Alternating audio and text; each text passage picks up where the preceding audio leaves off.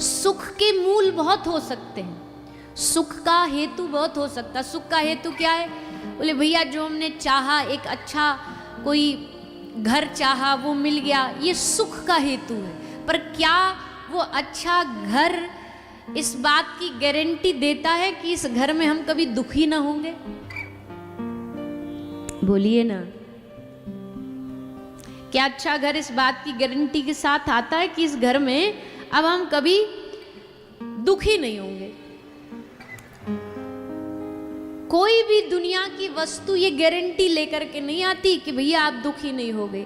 पर आनंद कंद भगवान एक ऐसे हैं जो हमारे जीवन में फुल गारंटी के साथ आते हैं कि या तो मैं आऊंगा नहीं, और अगर आ गया तो वादा है कि भरपूर आनंद के साथ आऊंगा, तेरे पूरे जीवन को आनंद से भर दूंगा।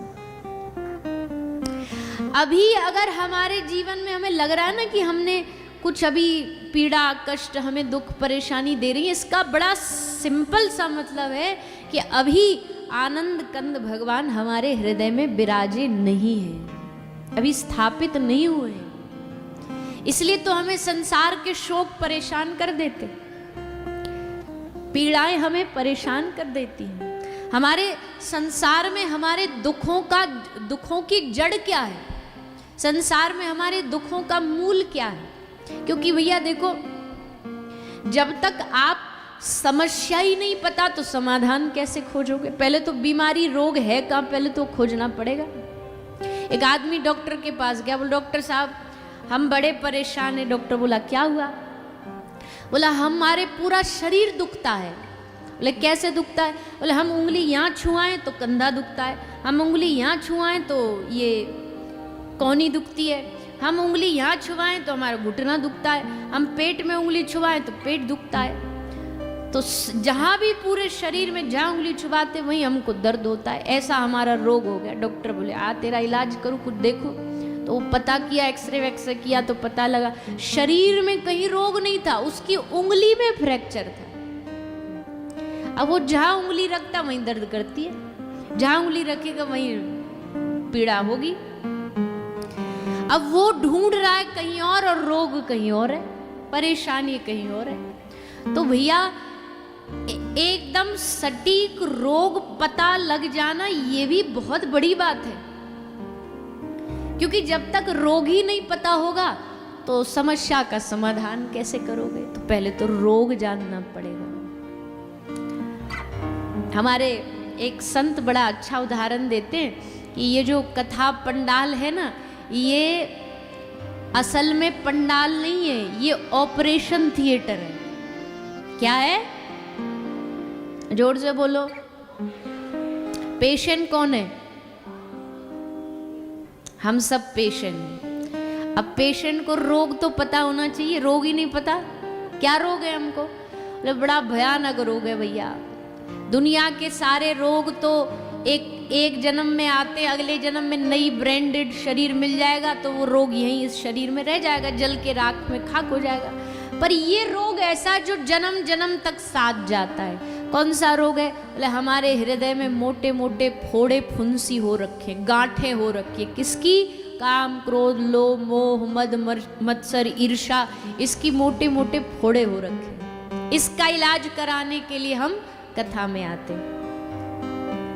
अच्छा, जब आप डॉक्टर के पास ऑपरेशन कराने जाते हो तो डॉक्टर ऑपरेशन करने से पहले आपको एनेस्थीसिया देता है, बेहोशी का इंजेक्शन देता है। तो आप भी जब कथा में आते हो तो यहाँ भी आपको भी यहाँ बेहोशी का इंजेक्शन हर रोज लगाया जाता है। पता है आपको? सीक्रेटली लगाया जाता है, बता के नहीं। तो बेहोशी का इंजेक्शन क्या है? बोले जब हम शुरू में आकर के हरि नाम संकीर्तन करते हैं ना, वो संकीर्तन ही हमारे लिए बेहोशी के इंजेक्शन का काम करता है। फिर कथा के मध्य में पूरा ऑपरेट किया जाता है, पूरा ऑपरेट किया जाता है। और फिर कथा के विश्राम में किसका ऑपरेशन सफल हुआ किसका नहीं हुआ ये कैसे ज्ञात होगा? बोले उसका एक ही तरीका है। कथा का विश्राम कीर्तन जो होता है ना, उसमें देखो आप श्रोता को, अगर उस कीर्तन में आनंद में झूमता, नाचता, गाता, मस्ती में दिख जाए तो समझ लेना इसका ऑपरेशन सफल हो गया।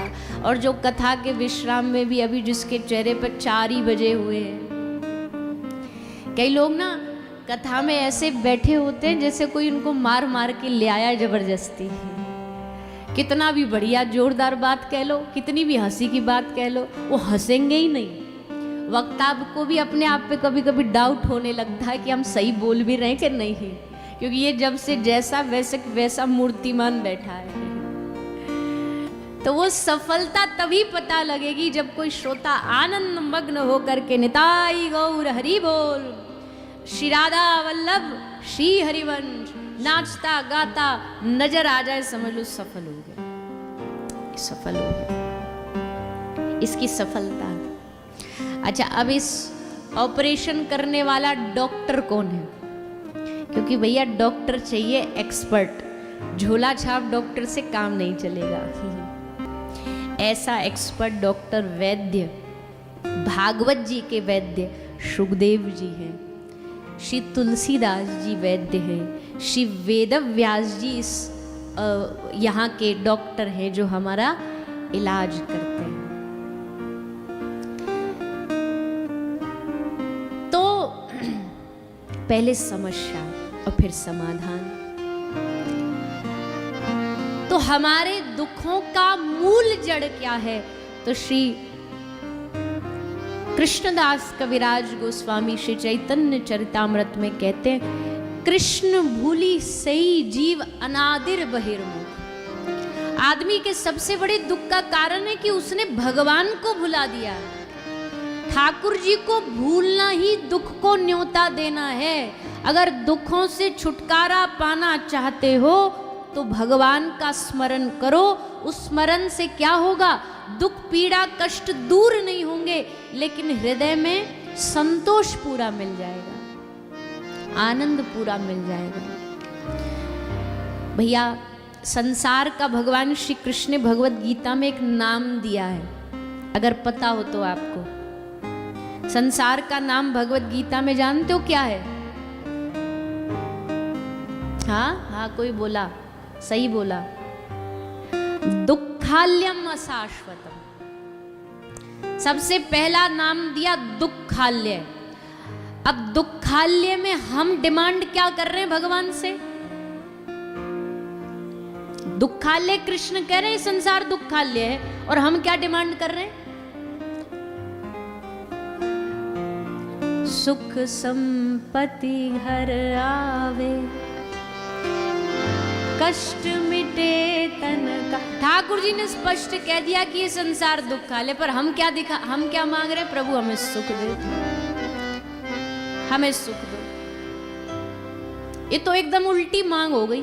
ये तो ऐसी मांग हो गई जैसे औषधालय में आप जाओ, मेडिकल स्टोर पे जाओ और कहो भैया 2 किलो आलू दे दो।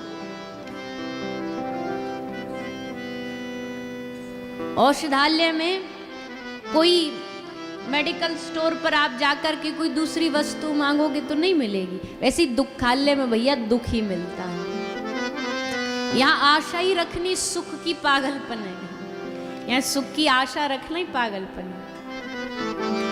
यहाँ सुख नहीं मिलता। हाँ, एक चीज में सुख जरूर मिल जाएगा, मिलता है सच्चा सुख केवल भगवान तुम्हारे चरणों में। बाकी तो यहाँ धक्के ही धक्के हैं। संसार में जितने भी हैं ना, सिर्फ धक्के हैं। जिसका जितना जीवन मिलाए धक्के खा लो और बस पार हो जाओ, निकल जाओ। कोई सोचे, आजकल दिक्कत तो यही है, लोगों को संतों के पास, भगवानों के पास इसलिए जाना है कि उनको अपनी दुख पीड़ा संकट का हरण करवाना है। यही कारण है कि भक्ति तो बढ़ रही, पर भक्ति के संग संग अंधश्रद्धा भी बढ़ रही है। देखो, हम आपको कहें कि आप रोज नाम जाप, आप तो खैर भक्त हैं, आप तो करते हैं, पर हम एक जनरल बात कर रहे हैं कि हम आपको कहें नाम जप करो तो शायद न करें, लेकिन हम उसमें 2-4 चीज लीपा पोती करके बता दें कि इतने 5:10 पे उठना, फिर एक पत्ता उठाना, कोई पीपल का पत्ता उठाना उसको लेकर के कहीं कोने में अपने घर के लेफ्ट या राइट और जो दिशा है उत्तर दिशा में बैठना, पैर ऐसे होने चाहिए, हाथ ऐसे होना चाहिए, और फिर वहाँ बैठ कर के आप एक माला करना, आपके सब काम बन जाएंगे। तो हम जो सिंपल बात कहेंगे कि नाम जपो, उस पे भरोसा नहीं होगा इंसान को, पर उसमें अगर 2-3 चीज हम उसमें और मसाला लगा करके ऐसे बता देंगे टोना टोटका, तो आदमी मान जाए हाँ सही कह रहे हैं। जरूर मुंह उत्तर दिशा में ही होना चाहिए, तभी हमारा काम बनेगा। अगर पूर्व दिशा में कर लिया तो बेड़ा गर्क हो जाएगा। भैया वैष्णवता कहती है सब दिशा ठाकुर जी की है, सब दुनिया प्रभु की है। तुम्हारे मन में भजन होना चाहिए। लोग तो नरक में जाकर के भी भजन कर सकता करने वाला, तो ये सब बहाने छोड़ दो, ये सब बहाने छोड़ दो।